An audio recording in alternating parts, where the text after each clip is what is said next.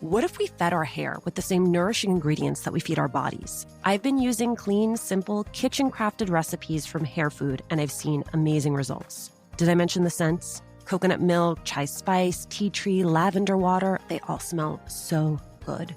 Every Hair Food product is free of sulfates, parabens, dyes, and mineral oils.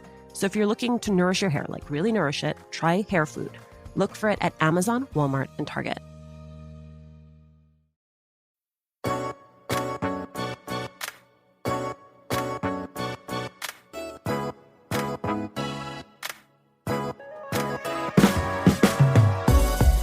Dailyn Rodriguez is considered a Hollywood unicorn, a Latina who has risen through the ranks to become a television showrunner. She has written for a lot of shows, including The George Lopez Show and Ugly Betty, and now Queen of the South, where she is also the executive producer.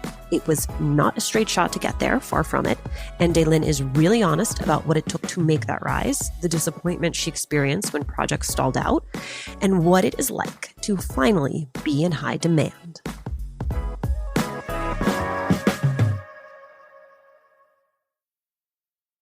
Dailyn, your Twitter bio says that you're born in Washington Heights, but you call yourself a New York/New Jersey girl. So as a New Jersey Cuban, I need to know where in New Jersey. So we moved to New Jersey when I was 9. We moved around in Bergen County. So we moved to Cliffside Park, then we moved to Fort Lee, and then we settled in Teaneck. And I went to high school in Inglewood. I went to Dwight Inglewood. I went to Dwight Inglewood. Shut up. Yeah. No. I grew up in Union City. Yeah. Which is where, all the Cubans didn't go to Miami went. And then I would have graduated from Dwight in 2001. I'm a little bit older than you. You like to say that you grew up like Meadow Soprano, going to private school in Jersey while your dad ran an illegal underground gambling syndicate in the city. Is that writer's flourish, or is that what it was? No, that's not writer's flourish. No, my dad was a bolitero. He's actually mentioned in this TJ English book called The Corporation. That's all about the Cuban mob and the entire bolita from the 80s, 90s. I grew up a really unconventional life with my dad. It just got too dangerous to be in Washington Heights. People kind of knew where we lived. My sister was almost kidnapped. I had a bodyguard for a while. So we moved to New Jersey. So that's true. When did you realize what it was that he was doing and he was involved in? Well, I knew things weren't right by the time I was 5 because my dad went to prison when I was 5 for tax evasion and racketeering. I knew that my dad didn't have a conventional job, and it wasn't until I was a little bit older, probably more like 9, 10, 11, that I started kind of understanding that he didn't have a job like everybody else's dad. And then by the time we got to New Jersey, there was a lot of conversations about you can't really talk about what your dad does. And I started realizing, okay, this is really not something legal, So it was a weird, unconventional upbringing. Part of your mythology is that you share with this theater teacher that you do have this unconventional home life, which as I was reading that part of the story, I was like, Dailyn, you're going to get someone in trouble. Don't tell the theater teacher can't be trusted. But you take all of this and you're told, put it into art, which is kind of the most productive thing I imagine one could do. 100%. I was just going through a lot of stuff. I was a weird kid. I was a goth, which is part of me trying to figure out how I fit into Dwight. And I was Latina and I didn't fit in my family because I had weird tastes, and I had this weird experience with my father. My dad left. After my dad got out of prison, he didn't come back. He still supported us, but he didn't come back. So I was being raised by my immigrant mother who never learned English.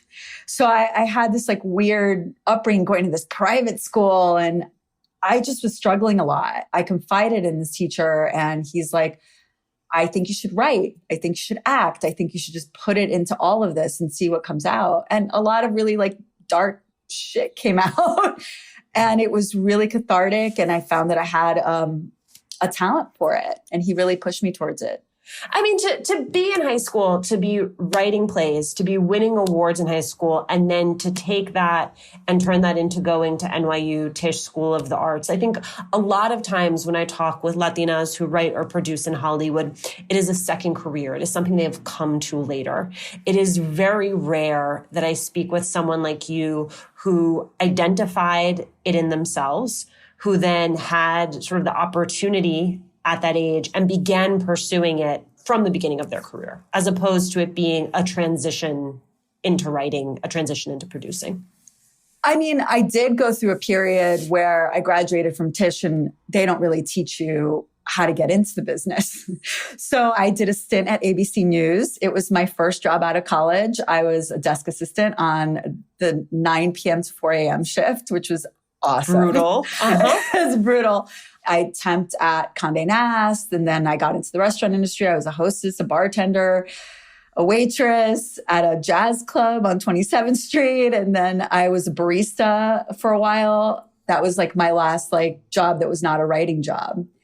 I did do other things, but for sure, I always knew I wanted to be a writer. And down in the pit of my stomach, I knew that I wanted to write for television. And the story I always tell is that because my mom didn't speak English and my mom was going through a lot of stuff with her relationship with my father and the danger involved in my dad. I mean, my dad was shot and almost killed. This was a dangerous life. My mom, I did her best, but I think she was going through a lot of depression, anxiety when I was little, and I was plopped in front of the TV a lot. And so I grew up watching a lot of television, and it was my babysitter. It actually helped me learn English. And I didn't realize that was a career until I got to NYU. I thought it was like, oh, you become a playwright, you become a screenwriter. And then I was like, oh, wait a second. I can write for television? I've always had that in my heart and soul that I really wanted to write for TV because I think TV reaches more of the masses. There's something very soothing about television. Sometimes you come home, you've had a bad day, and you just turn on the TV and there's just something that can take you out of life for 30 minutes, an hour. And I wanted to be part of that. Here is an inspired idea. What if we fed our hair with the same nourishing ingredients that we feed our bodies? I've been using clean, simple, kitchen-crafted recipes from hair food, and I have seen amazing results. Whatever hair texture or hair type you have, your hair will feel well-fed from these superfood ingredients packed into every bottle of hair food. I've tried a few of their products. I really like the apple cider vinegar hair rinse. Great for those days when your hair needs a total refresh. Also really like the yummy turmeric almond oil detangling milk. Takes out those sort of stubborn knots, makes your hair feel really silky and smooth. And they all smell so good. Every hair food product is free of sulfates, parabens, dyes, and mineral oils because your hair doesn't want to be eating that. So if you're looking to nourish your hair, like really nourish it, you got to try hair food. Look for it at Amazon, Walmart, and Target.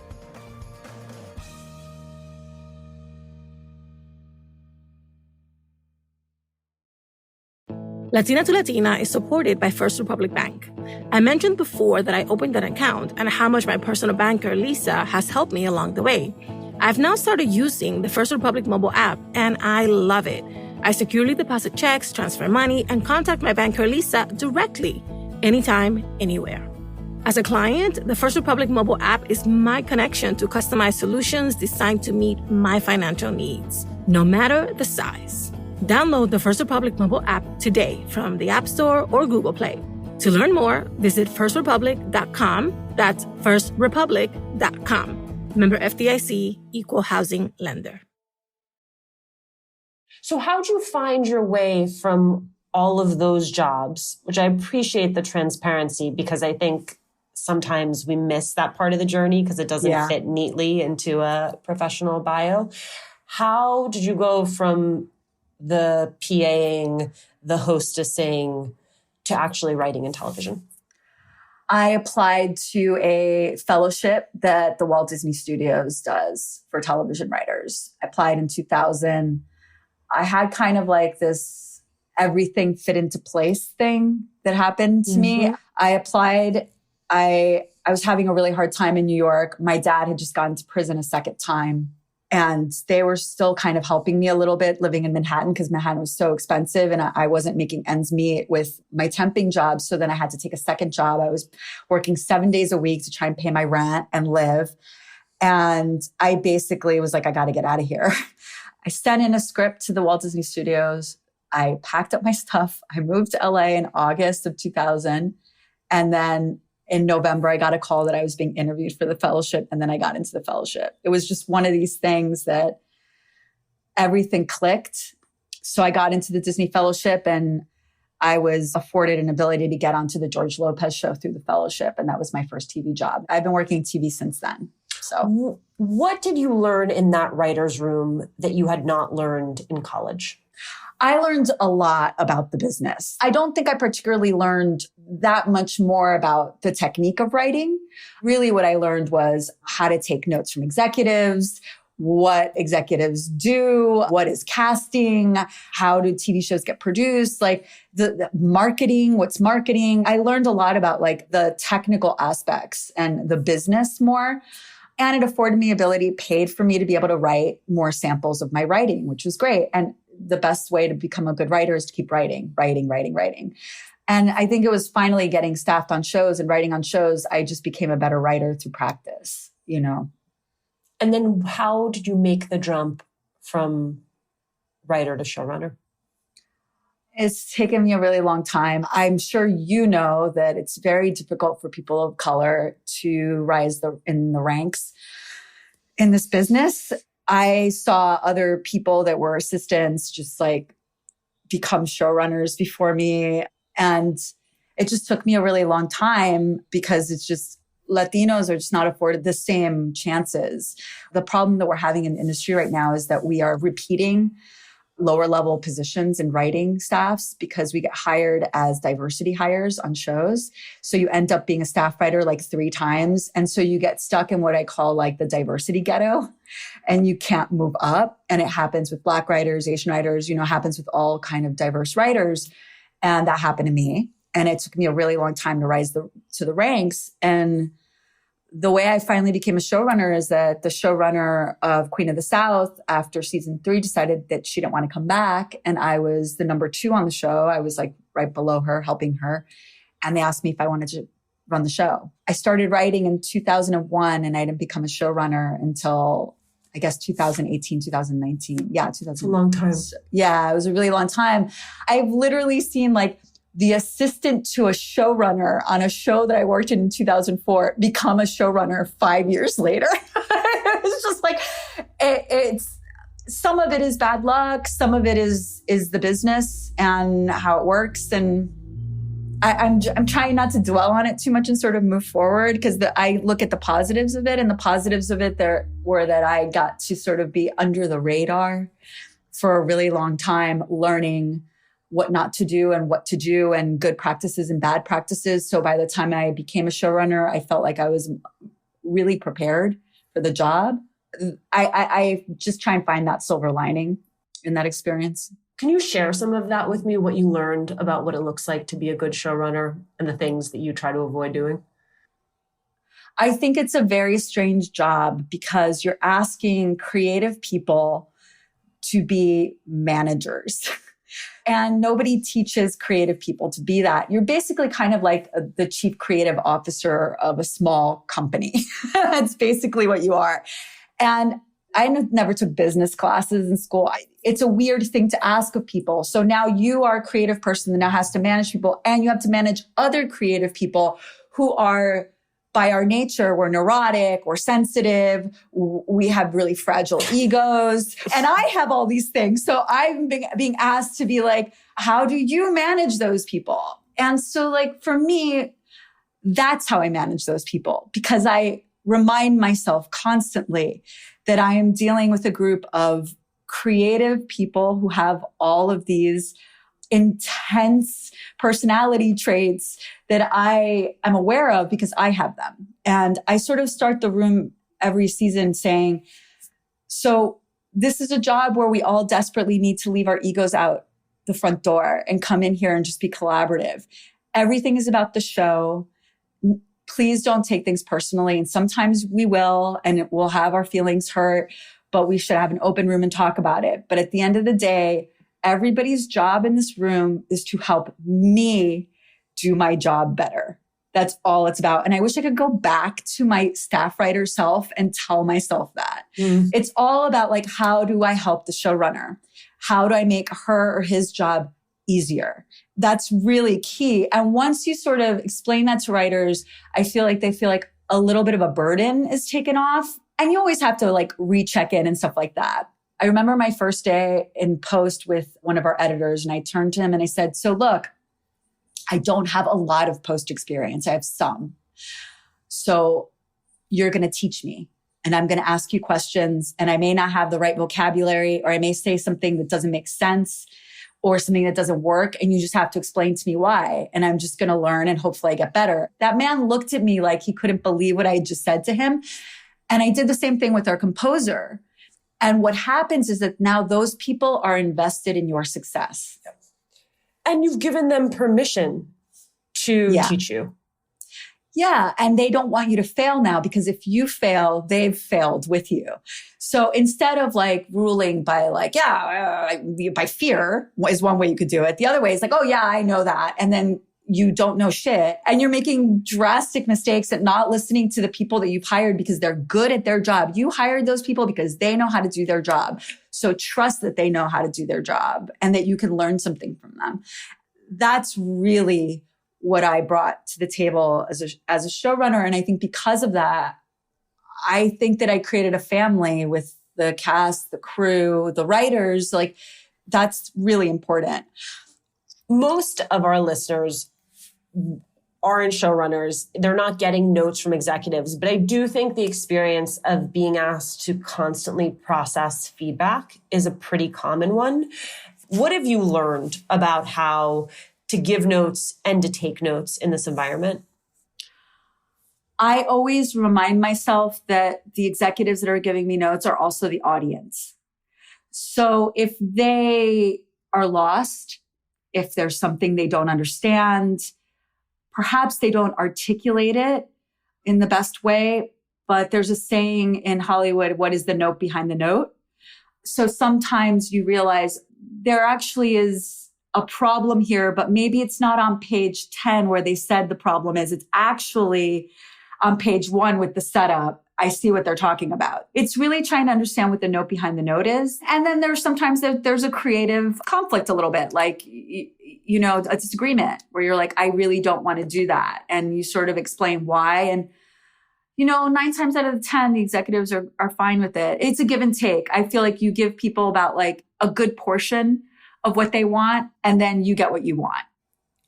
You know, when you talk about executives being the audience and not understanding something or needing to resolve something, that part of the art and technique of television is that you're also being asked to do it in about half a page, right? The brevity is often what leads to the possibility of confusion because you need to accomplish so much so quickly.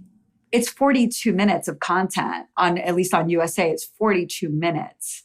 And we have to there's so much plot and there's so much stuff we have to do that, a lot of times we get asked to over-explain a lot from the executives. But, you know, a lot of times we end up removing a lot of that in post.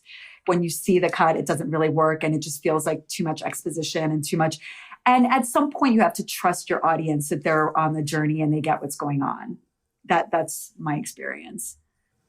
I do want to ask you about this moment in your career, which sort of feels like a foil to some of the earlier piece of your career, which is, and so there's this moment where you're already showrunning on Queen of the South, and all of a sudden, clearly, like an edict goes out through Hollywood, like, find us Latinas.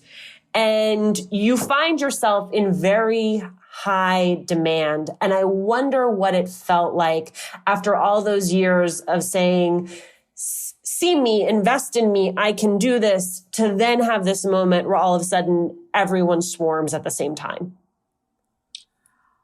I mean, it doesn't feel bad.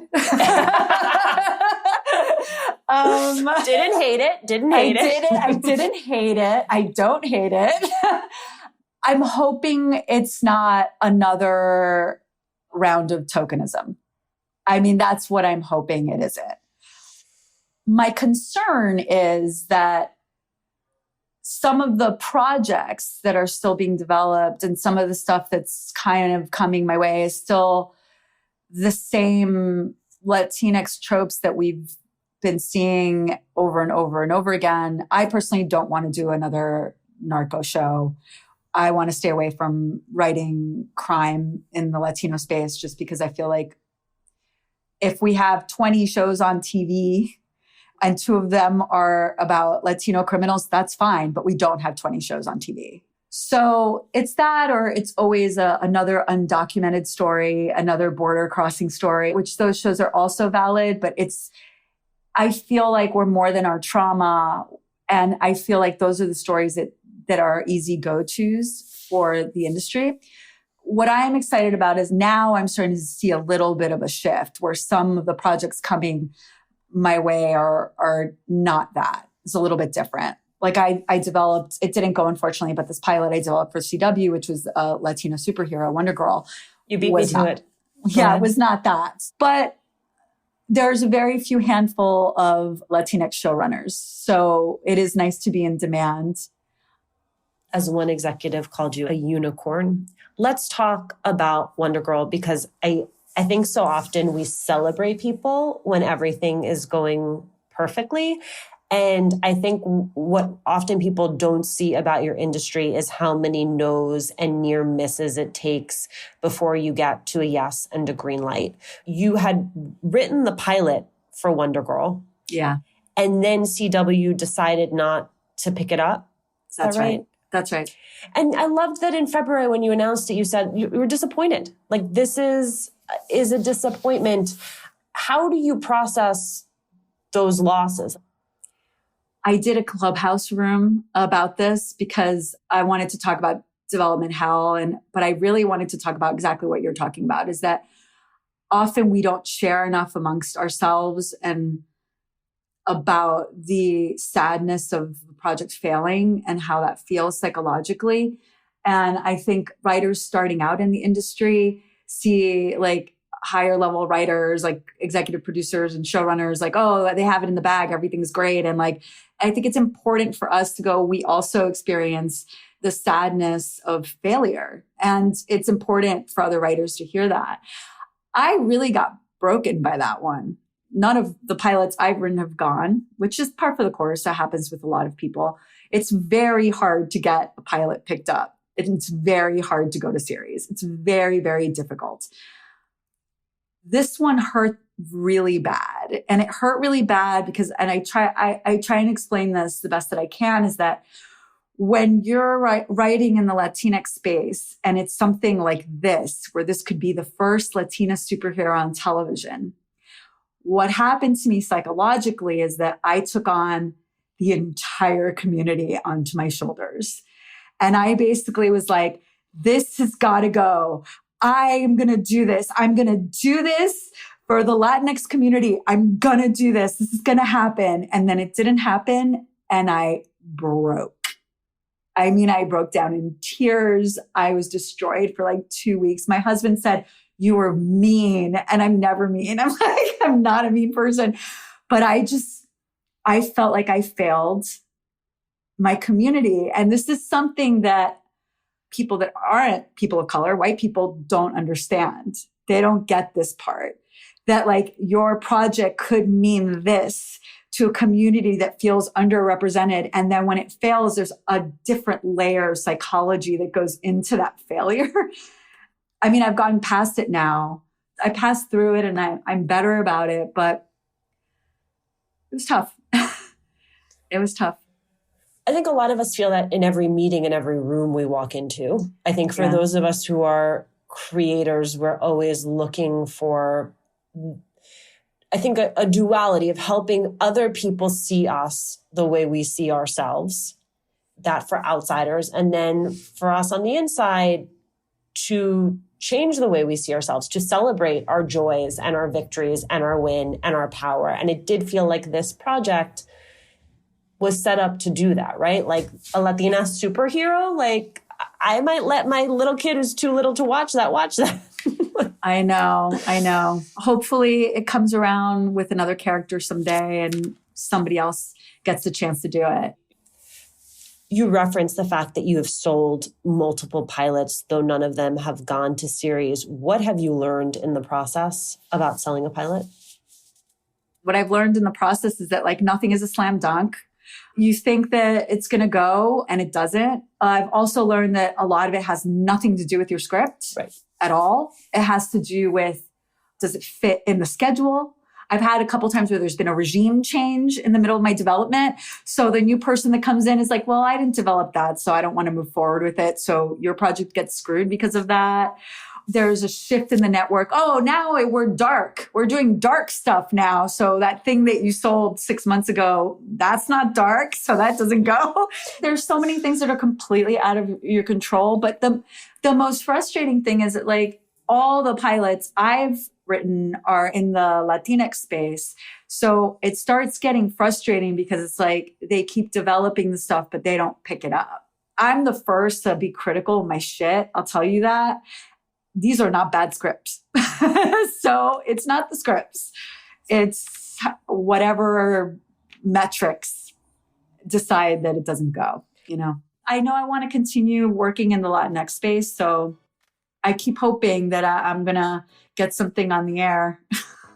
Dailyn, thank you so much for this. Oh, so you're generous. very welcome. You know, I'm a big fan of yours. You're awesome. Thanks very much, fellow Dwighty. Yes.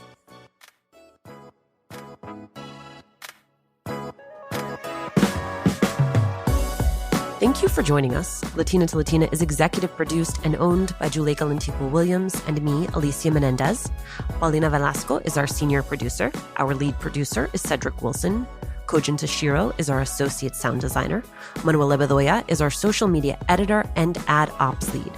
We love hearing from you when you email us at hola@latinatolatina.com, when you slide into our DMs on Instagram, when you tweet at us at Latina to Latina. Remember to subscribe, follow us on Radio Public, Apple Podcasts, Google Podcasts, wherever you're listening. And please, I know I ask this all the time, but do leave a review. It is one of the fastest, easiest ways to help us grow.